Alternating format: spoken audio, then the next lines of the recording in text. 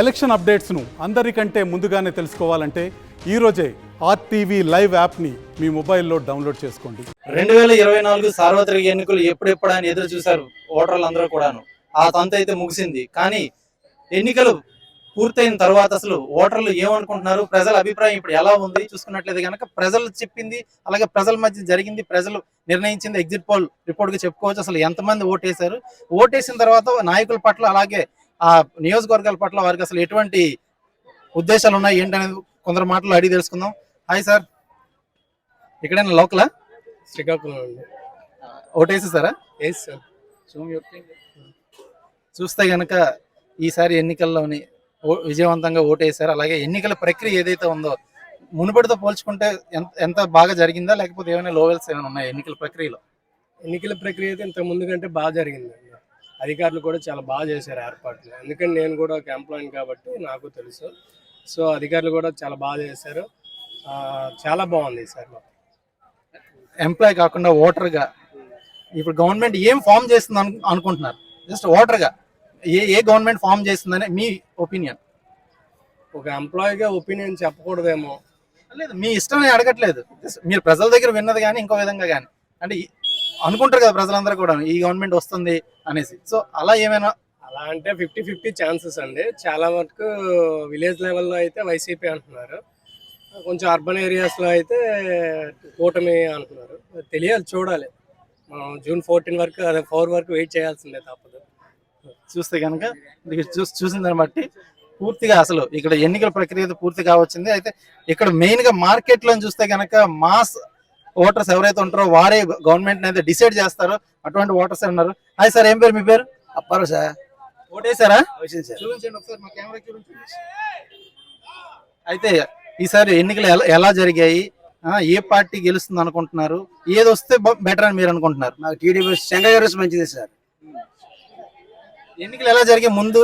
మునుపటి ఎన్నికలతో పోల్చుకుంటే ఈసారి ఎన్నికలు ఏ విధంగా జరిగాయి? అంటే గొడవలు, కొట్లాట్లు అవి ఉన్నాయా, లేకపోతే ప్రశాంతంగా అయిపోయాయి? ప్రశాంతంగా అయింది సార్. మాది అరసవిల్లి, సీసన్ వీధి. చాలా ప్రశాంతంగా అయిపోయాయి ఎన్నికలు. ఓకే, చూస్తే కనుక. హాయ్ సార్, ఏం పేరు మీ పేరు? ఏం పేరు సార్ మీ పేరు? శ్రీనివాసరావు. ఓటు వేస్తారా? వేస్తాం సార్. ఒకసారి మా కెమెరా చూపించండి. ఎక్కడ మీ లోకల్? ఇక్కడ ఎక్కడ మీ రెసిడెన్స్ ఎక్కడ? కాకివీధి. అయితే ఎన్నికల ప్రక్రియ సజావుగా సాగిందా, లేకపోతే కొట్లాట్లు ఏమైనా జరిగాయా?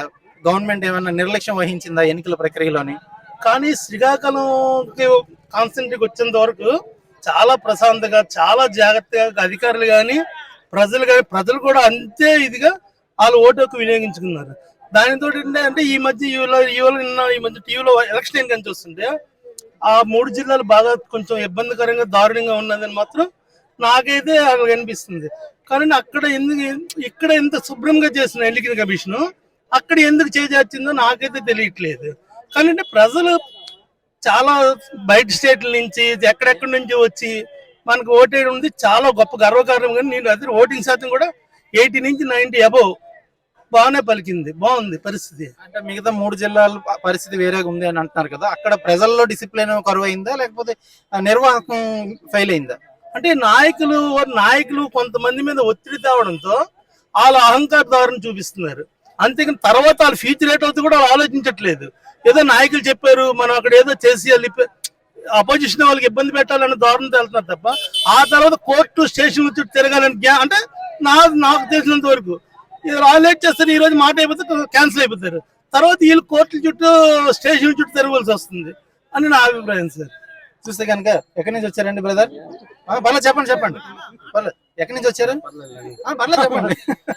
చూస్తే కనుక భయపడి పరుగులు తీస్తున్నారు ఓటర్లే, కానీ ఇప్పటికీ కూడా వారిలో ఒక భయం ఉంది. బ్రదర్, ఏం పేరు మీ పేరు?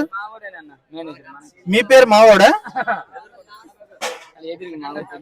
పర్లేదు చెప్పండి. పెద్ద చిన్న ఏం లేదు, ఓటు హక్కు ప్రతి ఒక్కరికి ఉంది కదా. ఓటేసారా? పోనీ ఓటేసాను. ఏం పేరు మీ పేరు? నా పేరు శివ. ఎలా ఉంది ఈసారి ఎన్నికల ప్రక్రియ? అంతా సజావుగా సాగిందా? సాగింది, బాగానే ఉంది, అన్ని బాగున్నాయి, ఏం లేవు. మా బూతుల్లో అంటే ఏం లేదు. మరి ఇంకేం ఎక్కడైందేమో మనకు తెలియదు. మీకు ఎన్నో ఎన్నికలు ఇవి? ముందు ఎన్నికలు చూసుకుంటే అప్పటికి ఇప్పటికి తేడా ఏమైనా కనిపించింది? ఇప్పుడు తేడా ఏం లేదు, మామూలు అంత సజావుగా సాగింది, గొడవలు లేవు. అంటే అధికారులు నిర్వాహకం అయితే బాగుందంటారు ఈ ఎన్నికలు. చూస్తే కనుక ఎన్నికల నిర్వాహకం అయితే మాత్రం ఈసారి చాలా చక్కగా ఉందనిపిస్తుంది. సార్ ఏం పేరు సార్ మీ పేరు? రెండు కాస్త చెప్పండి సార్, మీ పేరు ఏం పేరు? అశోక్. ఓటేసారా? ఒకసారి మా కెమెరా ఫింగర్ చూపించండి. అయితే ఇది ఎన్నోసారి మీరు ఈ ఓటు వినియోగించుకోవడం? మూడోసారి. ఈ 3 ఎన్నికలు మీరు చూసారు కదా, 3 ఎన్నికల మధ్యన తేడా ఏమైనా మీరు గుర్తించారా? మీరు వేసిన ఫస్ట్ ఓటు అక్కడి నుంచి చూస్తే ఎన్నికల ప్రచారం దగ్గర నుంచి, అంటే ఎన్నికల కోడ్ వచ్చిన దగ్గర నుంచి ఎన్నికలు అయ్యేంత వరకు మధ్యన ఏదైనా అల్లర్లు జరగడం కానీ లేకపోతే ఇంకేదైనా అలాంటి ఈ 3 ఎన్నికల మధ్య మీకు ఏమైనా తేడా తెలిసిందా ఈ సంవత్సరం? ఏం లేదు. అంటే తేడా తెలియలేదా లేకపోతే అల్లర్లు ఏం లేవంటున్నారా? అలాగే ప్రశాంతంగా జరిగింది, అంత హ్యాపీ పోలింగ్. అంటే ఈసారి ఎలక్షన్ కమిషన్ ఆఫ్ ఇండియా ఏదైతే చర్యలు తీసుకుందో, ఏదైతే నిర్వహించిందో ఎన్నికల ప్రక్రియ అంతా కూడా, అంటే ఎంత చక్కగా చేసిందా లేకపోతే ఇంకా ఏమైనా తక్కువ చేసిందా? లాస్ట్ టైం చాలా బెటర్ గా ఉంది. నెక్స్ట్ ఏదైతే పోలీస్ ప్రొడక్షన్ కూడా పోలింగ్ బూత్ దగ్గర కూడా అంత బాగానే ఉంది. అయితే స్టేట్ లో ఎవరు వస్తే బాగుందని అంటే అందరూ అనుకుంటున్నారు. అంటే ఎగ్జిట్ పోల్ గా చూసుకుంటే కనుక ప్రజలే ఫైనల్ డెసిషన్ మేకర్స్, అలాగే గేమ్ చేంజర్స్ కూడా ప్రజలే. సో ఎవరు వస్తే బాగుందని అనుకుంటున్నారు? అది ఎలా చెప్తామంటే జనం లేనేసిన ఓటు నా మనసులో ఉంటుంది, జనాలు వేసిన ఓటు తెలుస్తుంది. ఎవరు వస్తారని అనుకుంటున్నారు? అంటే పబ్లిక్ టాక్ ఎవరు వస్తారని అంటున్నారు, ఎంత పర్సెంట్? అలా వస్తూ ఉంటారు, వీళ్ళు వస్తూ ఉంటారు, కానీ ఎవరు వచ్చినా జనాలు మంచి చేసి కూడా రావాలంటే. చూస్తే కనుక ఇప్పటికీ కూడాను ఒక కన్ఫ్యూజన్ అయితే ఉంది, ఎవరు వస్తారా ఏంటా అనేది. అయితే ఎవరో ఒకరు రావాలని అయితే కోరుకుంటున్నారు, కాకపోతే అది ఎవరు అనేది మాత్రం ఎవరు చెప్పట్లేదు. చూస్తే కనుక బ్రదర్ ఏం పేరు? మీ పేరు? గోపాల్ అండి. లోకల్ అన్నా? Non local. ఓటేసారా? వేసామండి. ఫింగర్ చూపించండి. అసలు ఈ ఎన్నికలు ఎలా సాగాయి? ఓకే, అది ఈ ఎన్నికల ప్రక్రియలోని ఈసారి ఏమైనా అల్లర్లు జరగడం కానీ లేకపోతే ఇంకే విధమైనటువంటి చర్యలు కానీ ఏమైనా అంటే కొద్ది దగ్గరలో ఎలా జరిగాయి, కొద్ది దగ్గర చాలా బాగానే అయ్యాయి. ఫైనల్ గా అయితే బాగుందంటారు నిర్వాహకం. ఎలక్షన్ బాగుంది. చూస్తే కనుక ఈ 2024 సార్వత్రిక ఎన్నికల్లో మాత్రం చాలా చక్కగా సజావుగా ఎన్నికలు అయితే సాగాయి. అయితే ఈసీఐ తీసుకున్నటువంటి నిర్ణయం ఏదైతే ఉందో అది మాత్రం ప్రతి ఒక్కరు కూడా చాలా చక్కగా అనిపించిందని చెప్పుకోవచ్చు. ఇప్పటి వరకు సాగినటువంటి ఎన్నికలు ఒక తంతు అయితే ఈసారి ఎన్నికలు ఒక తంతు. అమ్మ ఓటేసావా? ఓటేసాను బాబు. చూపించు ఒకసారి, అక్కడ వేలు చూపించు.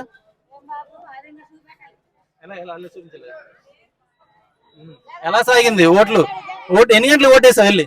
నేను 3 గంటలకు వేసాను. ఎండ గట్టిగా ఉందా? ఎండ గట్టిగా ఉంది. ఏర్పాట్లు ఏమైనా చేశారు అధికారులు? మరి ఎట్లేదు ఓటేసి వెళ్ళిపోచ్చాం మేము అంతే. ఇటు నుంచి దింపారు, అటు నుంచి మేము నడిచి వచ్చాం అంతే. ఎలా జరిగాయి ఈసారి ఎన్నికలు? బాగా జరిగాయా గొడవలు లేకుండా? గొడవ లేకుండా మాకు జరిగింది బాగానే.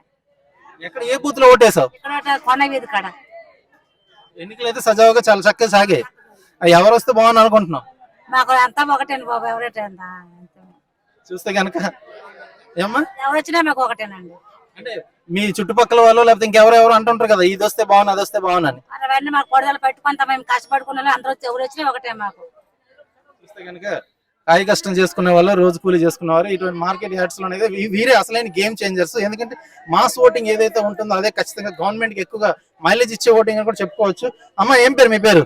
ఎర్రమ్మ. ఎర్రమ్మ కొంచెం గట్టిగా చెప్పు. ఎర్రమ్మ అరుగులు ఎర్రమ్మ. ఓటేసావా? ఓటేసాను. ఇదిగో ఎలా సాగింది ఎన్నికల ప్రక్రియ? ఏంటి జగన్ వేసాను బాబు. వేసాను అడగకుండా చెప్పేస్తున్నావు ఏంటి? అంటే జగన్ వేసాను, నా ఓటు జగన్ వేసాను. అలా చెప్పొచ్చా బయటికి? ఏం బాబు ఇప్పుడు జగన్ వస్తాడా అతను వస్తాడు మాకేం తెలియదు కాదు. జగన్ చెప్పేశాము, ఉన్న మాట చెప్పేశాము. జగన్ కు ఓటేసాను అంత గట్టిగా చెప్తున్నావు కదా, మరి జగనే రావాలని కోరుకుంటున్నావా? జగన్ వస్తాడు ఆ బాబు వస్తాడు మాకు తెలియదు కాదు. వేసాము ఓటు, ఎవరు వస్తా మంచిదే. చూస్తే కనుక ఇక్కడ ఉన్న అందరిలో కంటే చాలా ధైర్యంగా తన ఓటు హక్కును వినియోగించుకోవడమే కాదు, ఎవరికి ఓటేస్తారు అనేది కూడా తను చెప్పడం అయితే జరిగింది. అదే ఇటువంటి వారు ఏంటంటే చెప్పాను కదా, గేమ్ చేంజర్స్. వీళ్ళు ఎవరైతే ఉంటారో వీరు ఎవరికి భయపడరు. వీరు ఖచ్చితంగా అక్కడ ఏం జరుగుతుంది ఏంటి అనేది అయితే వీరికి ఖచ్చితంగా తెలుసు. ఎందుకంటే ప్రతిరోజు కూడా వీరు పడే కష్టం అంతా కూడా స్పష్టంగా వీళ్ళు అనుభవిస్తుంటారు. అమ్మ ఏం పేరు? మీ పేరు? నా పేరు రావణమ్మ. ఏ ఊరు మీది? ఊరే. ఓటేసావా? తిరిగిపోయింది మార్క. వేసాను బాబు. ఎలా జరిగింది ఎన్నికల ప్రక్రియ? నాకు అదంతా తెలియదు, వెళ్ళాను ఓటు వేసాను వచ్చేసాను అంతే. ఎవరు వస్తారు అనుకుంటున్నావు? అది నాకు తెలియదు బాబు, అంత రాజకీయం నాకేది కాదు. వెళ్దాం ఓటేయడం వచ్చేయడం అంతే. పిల్లలు చుట్టుపక్కల వాళ్ళు ఎవరో ఒకరు అనుకుంటారు కదా, పలానాది వస్తుంది లేకపోతే పలానాది వస్తే బాగుంటుందని. నేను ఉన్నాను కదా ఇంటికాడ, నేను ఇక్కడే ఉంటాను. ఎక్కడైతే ఇంకా ఎక్కువ సమాచారం దొరుకుతుంది కదా. తెలుగుదేశం అంటున్నారు, మనమేం చెప్పలేము. ఎవరి దశ ఎలాగుందో మనం చెప్పలేము. చెప్పడం అలా చెప్తున్నారు, తర్వాత ఎలాగొస్తుందో మనం చెప్పలేము. ఏదైనప్పుడు కూడా ఓట్లు వేసేది మీరే కాబట్టి మీరు డిసైడ్ చేస్తేనే గవర్నమెంట్ ఫామ్ అవుతుంది. మేము ఓటేయడం వేసేస్తాం బాబు, అది దేవుడి దయ. ఎవరికి దశ ఉంటే వాళ్ళకి వస్తారు, అది మన చేతిలో ఏట్లేదు. చూస్తే కనుక ఇక మార్కెట్ యార్డ్లో శ్రీకాకుళం మెయిన్ మార్కెట్ ఏదైతే ఉందో పెద్ద బజార్గా చెప్పుకుంటూ వస్తారు. ఇక్కడైతే కనుక తమ ఓటు హక్కును వినియోగించుకోవడమే కాదు, ఏ గవర్నమెంట్ వస్తుందో లేకపోతే అనేది కూడా వారు నిరభ్యంతరంగా చెప్పడానికి అయితే మొహమాటం అయితే పడలేదు. అయితే కొందరైతే మాత్రం తన ఓటు హక్కును వినియోగించుకోవడమే కాదు, అలాగే ఏ గవర్నమెంట్ వస్తుందని అడిగేటప్పుడు మాత్రం 50-50గా చెప్తున్నారు. అయితే ఎగ్జిట్ పోల్ గా వీరినే తీసుకోవాల్సిన అవసరం ఎంతైనా ఉంటుంది. ఎందుకంటే ఎన్నికలు జరిగిన దగ్గర నుంచి గవర్నమెంట్ ఫామ్ చేసిన దగ్గర నుంచి ప్రతి ఒక్క అంశం కూడాను వీరు అనుభవించి ఆ తర్వాత గవర్నమెంట్ ఏం వస్తే మళ్ళీ మా బతుకులు బాగుపడతాయని అయితే డిసైడ్ ఫ్యాక్టర్స్ అయితే వీరే అని ఖచ్చితంగా అయితే అందరూ చెప్పుకోవచ్చు. ఏదైనప్పుడు కూడాను శ్రీకాకుళంలోని మాత్రం ఓటేసిన తర్వాత వారి అభిప్రాయాలు అయితే ఈ విధంగా ఉన్నాయని స్పష్టంగా చెప్పుకోవచ్చు. పెద్ద మార్కెట్ నుండి వీడియో జర్నలిస్ట్ రామకృష్ణతో సురేష్, RTV శ్రీకాకుళం. మరిన్ని వీడియోస్ కోసం ఛానల్ ని సబ్స్క్రైబ్ చేయండి, లేటెస్ట్ అప్డేట్స్ కోసం వాట్సాప్ ఛానల్ ని ఫాలో చేయండి అండ్ లింక్ డిస్క్రిప్షన్ లో ఉంది.